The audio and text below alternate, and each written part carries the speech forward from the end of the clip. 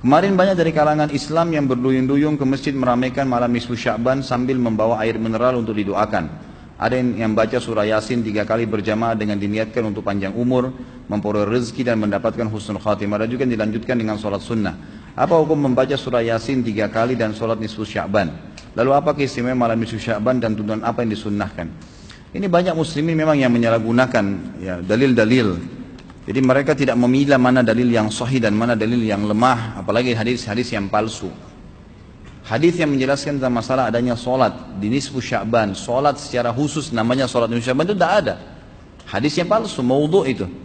Yang ada memang adalah fadilah mengerjakan solat malam di nisfu Sya'ban, solat tahajudnya. Solat tahajud seperti biasa, tapi khusus malam nisfu Sya'ban punya fadilah. Karena disebutkan dalam sebuah riwayat yang sahih bahwasanya Aisyah radhiyallahu anha pernah mendapatkan giliran nginapnya Nabi SAW di rumahnya. Terbangun tengah malam, dia melihat Nabi SAW tidak ada di sebelahnya. Maka Aisyah radhiyallahu anha terbawa rasa cemburu. Dia memakai bajunya kemudian mengelilingi rumah-rumah Nabi yang lain, ya, istri Nabi yang lain, takut Nabi ada di sana gitu. Diketukin satu-satu, ternyata nggak ada. Lalu Aisyah tergopoh-gopoh pergi ke masjid mendapatkan Nabi SAW sedang sholat. Begitu Nabi SAW lihat Aisyah lagi ngos-ngosan jalan gitu kan, kena buru-buru. Kata Aisyah, kata Nabi SAW, wahai Aisyah, kau cemburu lagi? Ini adalah malam nisfu Sya'ban. Artinya saya sholat malam ini karena ini adalah nisfu Sya'ban. Ini hadis yang sahih, gitu kan? Dan memang dianjurkan oleh para ulama, mereka mendirikan sholat malam di malam nisfu Sya'ban itu sholat tahajudnya. Tidak ada malam khusus, tidak ada sholat khusus namanya malam nisfu Sya'ban.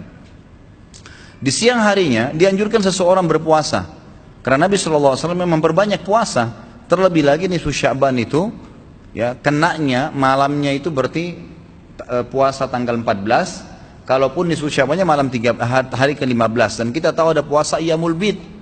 Ada 13, 14 dan 15. Itu kita dianjurkan puasa 3 hari. Kan gitu. Tapi tidak diniatkan khusus puasa nisfu Sya'ban, khusus puasa itu. Karena memang secara umum Nabi SAW puasa sebulan penuh di bulan Sya'ban. Kalau masalah membaca surah Yasin, ini tidak asing lagi kalau di Indonesia. Semua harus surah Yasin. Pindah rumah Yasin, orang mati Yasin, semua Yasin. Ditanya dalilnya, nggak ada dalil, gitu kan? Hanya karena surah Yasin dikatakan jantungnya Quran. Itu pun hadis yang lemah, karena dalam sanadnya ada orang yang pendusta, gitu kan? Tapi ini diamalkan. Kalau kita mau mengaku pengikut Nabi Muhammad SAW yang murni, maka tidak mengamalkan apa yang tidak dicontohkan oleh Nabi SAW. Apalagi membawa air, kemudian secara khusus dibacakan atau ditutupkan dengan surah Yasin, belum pernah ada contoh.